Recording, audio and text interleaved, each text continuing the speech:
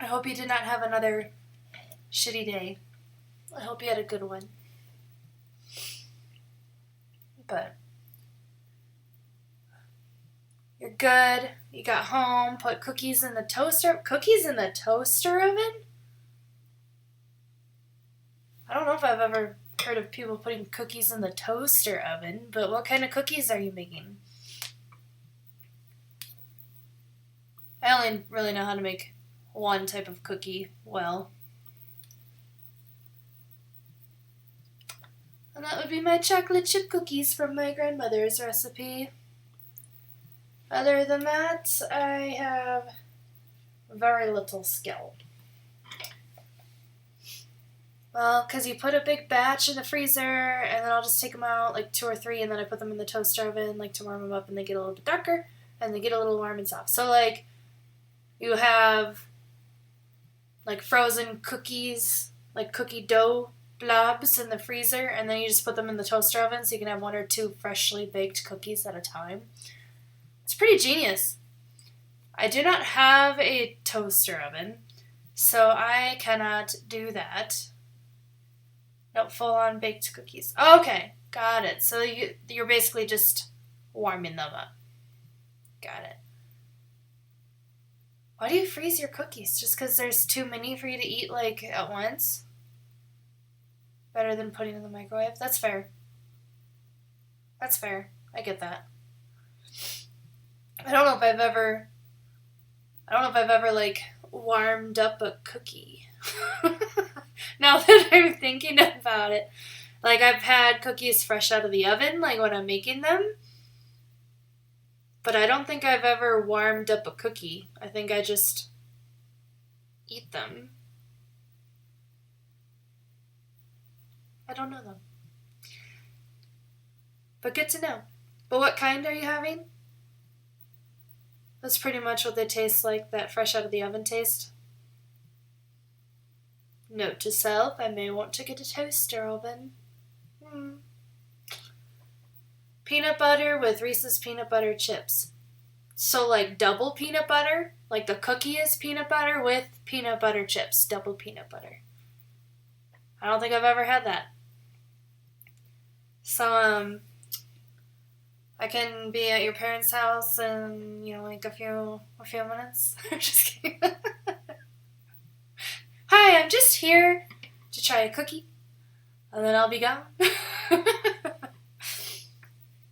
I don't even know, like, what your parents would say to that. They'd be like, okay then. Have a good evening. Nice to see you for 2 minutes. Oh, your parents are very nice. Very nice people. Now, I've made other cookies before, but I don't know, I always just stick to my great-grandmother's chocolate chip cookie recipe because I can make them like a boss. That's pretty much how my entire high school life was. It's just like Shadow would pop up and like, hey, I'm here to eat your food, and then I'll do some chores while I'm here, and that's why he was the favorite. You remember you were there. Yeah. Yeah, because then Shadow's mom would complain about him not cleaning his room, because he'd go over there and clean, and then he wouldn't clean his own room.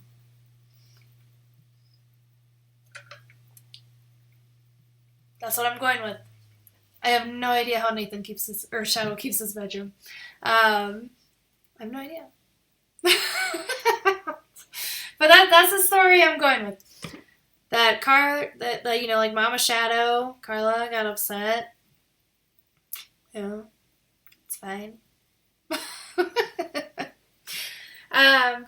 So today is going to be the first time I try a different kind of stream, like slightly different. So instead of talking about photography, I'm going to be talking about a place I have been to and share photographs that I took there. Kind of like a travel guide instead of like a photography learning session. It's more of a travel guide session. So yeah, that's what I'm going to try today. I am not sure if the travel an outdoors category is the appropriate category. Only because whenever I check out travel and outdoors, it's always like people that are actually like out in the world in that environment. But I did see a different category that it would fit in. But if you have any suggestions, please let me know. Otherwise, I'm just sticking with that since I'm literally talking about travel. It's just already done in the past and I'm not physically in Seattle as far as you know. But, let me see here. So once again, I put together a whole freaking slideshow to go through from my travels in Seattle. I'm just hoping that actually shares. There we go. Okay.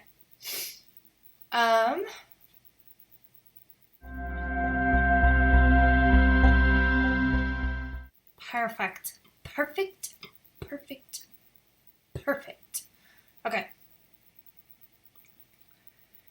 Alright, so starting off with the title screen. In case you didn't know, you are watching Imbeccable Images.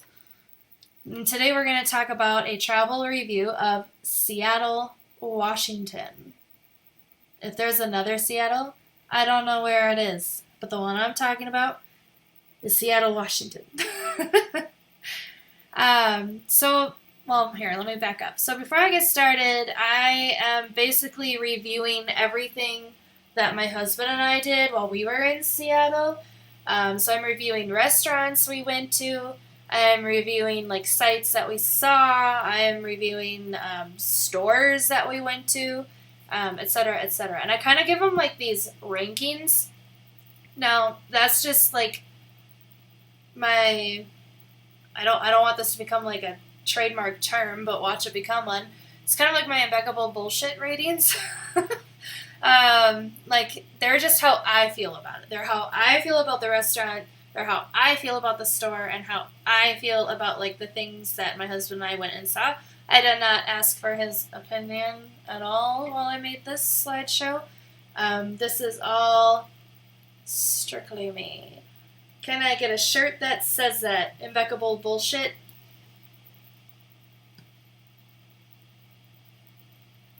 Thinking about it. Like, I feel like it's catchy enough that it could be a thing, but then I feel like people are going to be like, oh, that impeccable person is just full of bullshit. But I don't know. Maybe it's clever enough that it could be a good shirt. Imbeccable Bullshit. This day brought to you by Imbeccable Bullshit. Just like that. Alright. With like a picture of a buffalo or a cow. Oh. Can it be, is it a Scottish Highland cow? Is that what it's called? The ones with like the bangs? Like the very floofy bangs and hair. I hope you know what I'm trying to get at here. I want to say they're the really furry fuzzy ones. Yes. Okay, yes. Can it be one of those? And can it be wearing like a camera and then it just says like Imbeccable Bullshit? You You know, I'm going to write this down, actually. That's what I'm going to do. I'm going to write it down. Because I feel like we're on to something here. And I really need to stop with the accent now. I was just watching I found a pet. I was just watching a British musician stream. And I'm kind of surprised it didn't come off of that just wanting to talk in a British accent. Alright. Imbeccable. Oh my god, the pen is dead. No, it's not. Okay. Imbeccable Bullshit. Scottish Highlander. I think that's what it's called. Scottish Highlander cow. Is that all I'm writing? Scottish Highlander cow. Imbeccable bullshit. T-shirt. Idea question mark. With my sloppy handwriting. I don't know if you can see that very well. But it's written down. Okay. I like it. I like it. I like it. And I feel like the t-shirt in and of itself would be like the perfect example of literally impeccable bullshit. You could just put your logo right over the actual shit. See, but I don't want people thinking that, like, I'm shit. That's, like, my only fear with it. Like, I don't want people thinking that, like, I'm shit and my photography is shit. I mean, people probably do. Some people probably do anyway, because, like, you can't be everybody's cup of tea. But I just don't want, like, people to think that there are t-shirts that it's, like, hating on my brand. Oh, good point, good point. Yeah, so, but I feel like there's a way to do it. It's just you have to be clever about it. So I have to think about it. Like, maybe it could be like a segment more, like a marketed segment. And then people who follow me will know, like, I should, like, just have a segment. Every stream is, like, imbeccable bullshit, you know, where I don't know, talk about blab on about random things. And then it'll become, like, part of the streams, but it'll be, like, its own segment called Imbeccable Bullshit, and then people who follow me know that's what the t-shirt is referring to. That could work. That could work.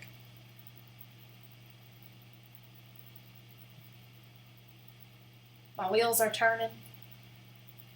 I always, like, see that as, like, a raised hand, like the pug with his little raised hand. He's just saying, hi. Okay, but anyway, going away from imbeccable bullshit. So to talk about Seattle, so the first few slides I have up are to talk about the restaurants that we went to. I figured they're like easy peasy, quick to get through, so I put them right at the beginning. And then we can get into the good stuff. Yeah. Going with that. Okay. So travel review, Seattle. And that's Seattle, Washington. Okay. So again, these are just the restaurants that I've been to. I don't live in Seattle, so it's not like I can try a bunch of restaurants and be like, this is the best place to have breakfast, and this is the best place to have lunch. No, this is just like, hey, I'm in Seattle today. This is where I ate. Okay. So this is going to be Imbeccable's Diners, Drive-Ins, and Dives for the first part. So for breakfast, my husband and I went to this place called Randy's Restaurant. Unfortunately, it is now permanently closed. Frowny face. So my husband and I were in the Seattle area in 2017. Apparently between now and then, which it's been almost 6 years, holy crap, its status is now permanently closed, which I think is pretty sad. It was a really cool little diner. It had a lot of World War II memorabilia, but I rated it as good, just because like like it's breakfast food. Like you can't really mess it up that bad, I feel like, anyway. But it wasn't great. Like honestly, if it weren't for the pictures on the next slide, I wouldn't even have remembered what I got there. So it wasn't like something that stood out to me. So I just rated it as good. Which is a 3 out of 5. And then I put what made it unique. The restaurant was full of war memorabilia and model planes. Like, seriously, the ceiling was, like, covered with model planes. It was really cool. But unfortunately, it is permanently closed. However, if you go on their Facebook page, they're, like, still giving away some of the things from their restaurant, it looked like. So that was interesting. I think, like, the last thing are the booths, so probably don't want those. But yeah. Randy's Restaurant. You can't go there. But it was good. Aren't you glad I'm telling you about it?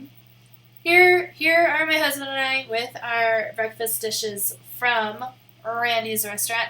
So you can see behind my husband there's some of the World War II memorabilia I was referring to. And his dinner, he always gets, well, I shouldn't say always, but he gets Benedicts a lot, and I think that's what he got, was an Eggs Benedict. And we're not going to talk about the ketchup on the hash browns. And then I usually get pancakes or French toast because I'm a basic bitch. And so that's clearly what I got with the sausage, eggs, and hash browns. But you can see behind me in the picture on the right, there's some model planes in the back there. There's pictures of planes. There's a display case to the left of the image. There are display cases like all over the diner with little models and memorabilia from World War II and other wars, but it was mostly World War II. So it's just kind of like a cool little place to check out. But unfortunately, it no longer exists. Sad, Becca. Okay. Moving on. Okay, so for lunch, so my husband really, I planned out this whole day that we had in Seattle because it happened to be his birthday. So I planned it from like the moment we woke up to the moment we went to bed. And so I had the breakfast place picked out, I had the lunch restaurant picked out, etc., etc. So I picked out this restaurant called Lola to eat at for lunch. Reason being is that when my husband lived where he went to college at, there was a Greek restaurant there that he really liked. And the few times I've been to that town where he went to university at, he took me to this restaurant, and it is pretty great. Hi, Chespin. How are you today? I hope you're having a good day. Hi. So Chespin, just to catch you up on speed really quick, I'm just walking through my trip to Seattle that I took in 2017 and what I liked and what I didn't like about it, in case you are ever planning on going there and want to know like what's good, then hopefully this will tell you. But otherwise I'm good today. I hope you're also doing good today. Your vacation's coming up soon. I bet you're very excited about that. But yeah, so since my husband really likes Greek food for his birthday lunch, I picked this restaurant called Lola in Seattle. It is still open. So this one, if you go to Seattle, you can go to this one. You're doing good, and you're so hyped. I bet you are. You deserve the week off, and I'm very excited for you to go see the people that you're going to go see. But yeah, are you driving there, by the way, or are you flying? But yeah, so Lola is still open. I rated it as great because I remember the food. Like, I actually remember eating here, and this was, like I said, like 6 years ago almost. So for me to still remember what I had there, I think just shows that it was pretty darn good. You're driving. Respect. It's not that bad of a drive. It's not. Especially if you have your music on and you can jam. You know, it's pretty good.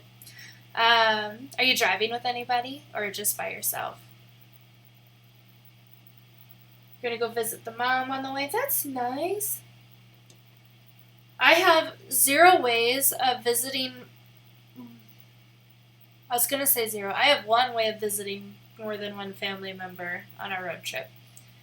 And that would be if I were to go see my sister and parents who live together in California. I could drive through Utah and see one of my other sisters, but that probably ain't gonna happen. Just you. You got this. I believe in you. However, if you need somebody to talk to because you're getting tired on the road, you can call me. I'll give you my number in Discord if you need it. You can call me. I will keep you entertained and awake, hopefully. But I have on here what made Lola unique. The menu is inspired by Greek cuisine, but the food features locally sourced ingredients, which I thought was really cool. So I rated the restaurant 4 out of 5. Again, these are Imbeccable Bullshit ratings. Trademark pending. Oh, and I put these little mappy thingies on here, so, well, this one's permanently closed. But I put these little mappy thingies on here so that if you are traveling there, you can see like where the restaurant is located. You can see the cross streets. If you're like, but Becca, this is live. How am I supposed to like get to this? Well, it will be uploaded on YouTube later, so you can just reference there or take a screenshot right now. I don't know. Anywho, here we are eating our lunch. So I tried to remember, the reason I'm making this face in this picture is because I had tried to remember before eating to take a picture of my food, but this time I remembered about 2/3 of the way through eating. So this is my face of trying to look like I'm in despair, annoyance, not sure what the right word is there. And I am the nicest wife in the world because I tend to get pictures of my husband halfway through bites of food. I'm sure he greatly appreciates it. But yeah. So there's that. He was having a lamb burger, by the way. And then I want to say, hold on, I have this written down too. But I don't know. You probably don't really care that much what he was eating in specifics.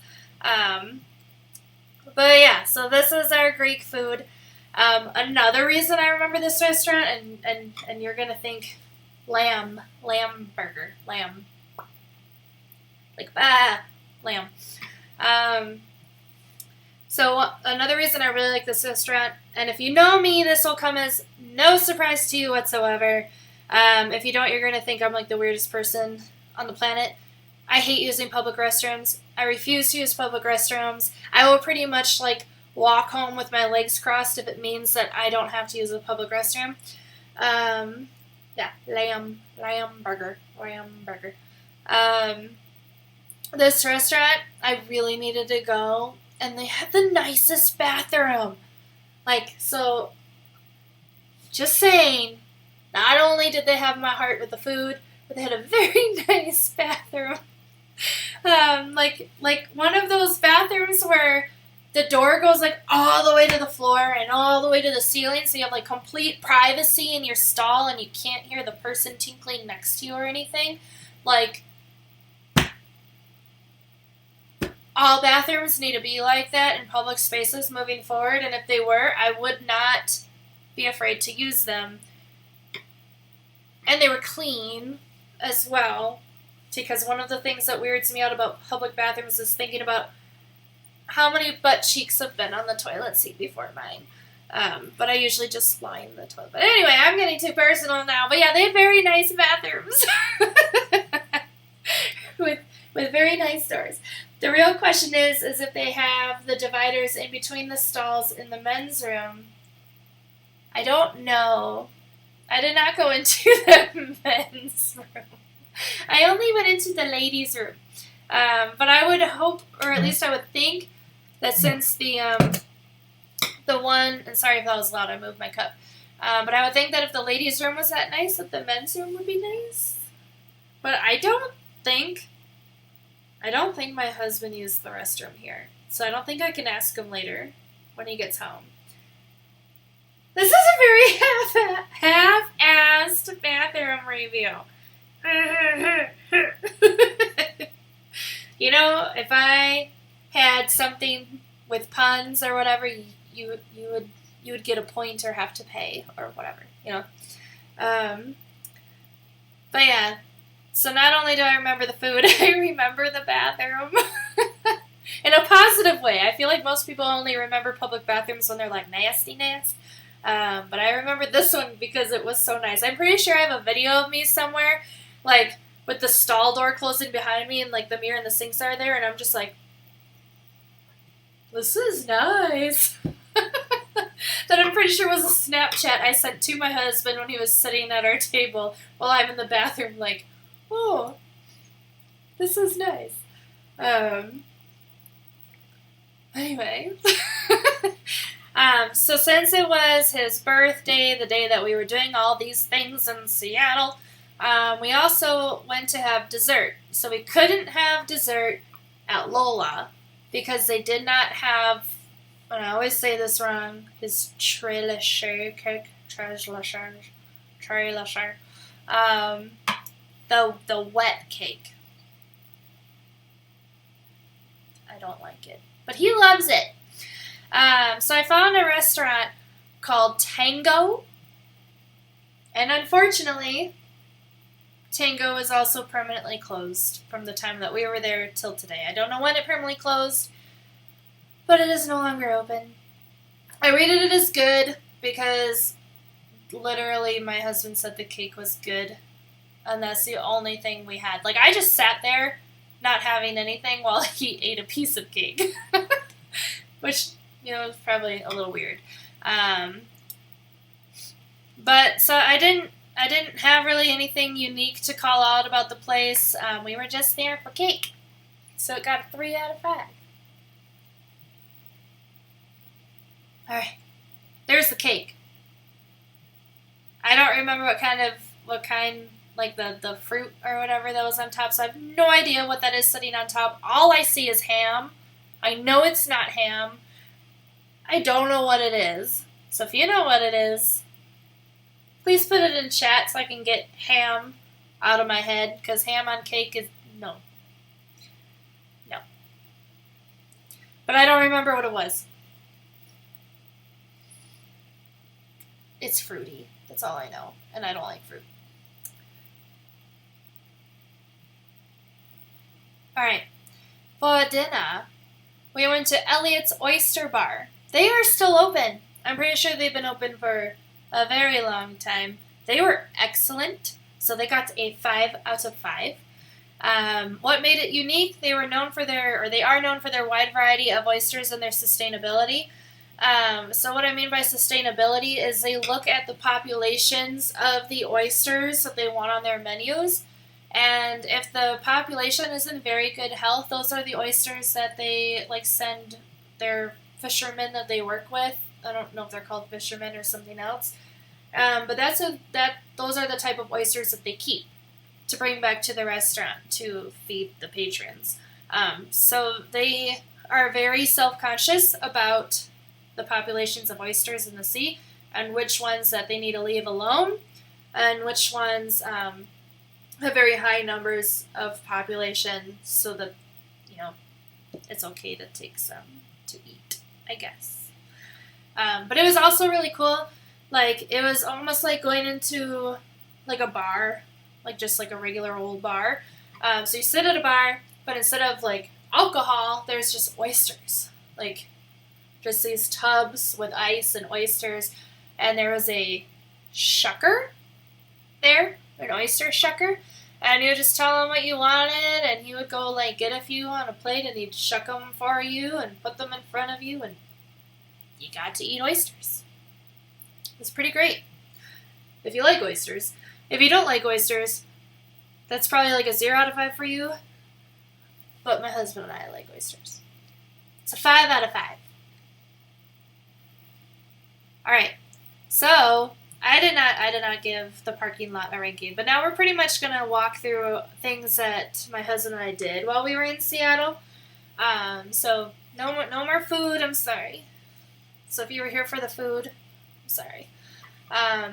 But I wanted to put where we parked because we thought we were so smart.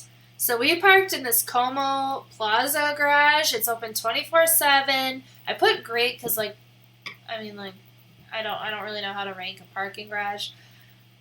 But the location of it was extremely convenient for the Space Needle. Just look at this little map. There is the garage. There's the Space Needle.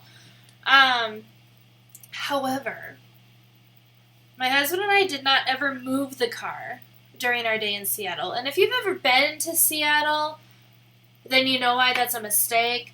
If you've never been to Seattle, let me tell you, it's all on a hill. Okay? And when you're looking at a map on Google Maps and you're trying to plan your husband's birthday, it doesn't tell you it's on a hill. So I was like, we're going to go here, and then we're going to go here, and then we're going to go here, and we're going to go here, because it's only a few blocks, difference between these locations. It's not a big deal. We'll get a lot of steps in that day. It's fine. Except when you have to walk uphill for half of that. I was very tired at the end of the day. So my advice to you, if you're going to go to Seattle, is don't be afraid to repark your car.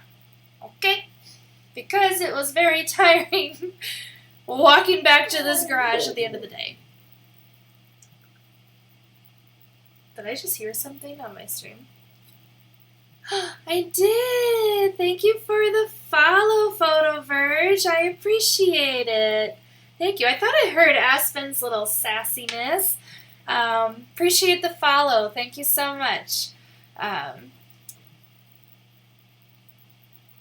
Yeah, it was weird because I'm on a different screen, so I can't see the... You're checking in from Seattle? Well, hi. I loved my time in Seattle. I don't know how much you have caught, but I was basically just telling everyone to not be afraid if you're visiting Seattle, the city, to move your car between places, because walking back and forth up and down the hill that Seattle is built on is very tiring. But welcome on in. It's so good to have you here. Here, I'm just saying hi to you in chat from my other account. Hi. I'm also Green Witch. I also hate that it's on multiple hills. Yeah, so I was just saying how I was trying to plan my husband's birthday. This was back in 2017. And I was totally we can easily walk from here to here to here to here, because everything's only a block or two away from each other, except what Google Maps doesn't show you is you're walking downhill when you go this way, and you're walking uphill when you go this way, and whatever. So I'm not kidding. By the end of the day, my husband literally had my hand, was dragging me back to the car because I was that tired. But it is one of our favorite days that we've ever spent together, so I'll give it that. But, oh my God, don't be afraid to repark your car. Because we just want to park in one spot. We had a rental, because I'm from Colorado. So we had a rental car. And we just want to leave it in one spot and not have to worry about it. But jokes, we should move the car. Moving on, so from that parking ramp right across the street is the Space Needle. So my husband and I had bought the day and night pass at the Space Needle, which was, by the way, worth it. So the Space Needle is open daily. I rated it as excellent. I know it's a super touristy spot, I know, but it was seriously amazing to be able to see the city skyline from the viewing deck. I think that was cemented by the fact that we were there on November 1st, so, no tourists were there, really. It felt like the viewing deck was empty, which you'll see here in a moment. So this is the picture that I took of the Space Needle from the parking garage. Again, the parking garage is right across the street, so I just looked up pretty much, and there it was. I might have had to cross the street first to take the picture. I don't remember in particular. I just remember I took it walking from the parking garage to the Space Needle. I bring out-of-town friends all the time as an excuse for me to go up. See, even the locals like it. Here's the local review. See? I honestly do things like that here in Colorado, Photo Verge.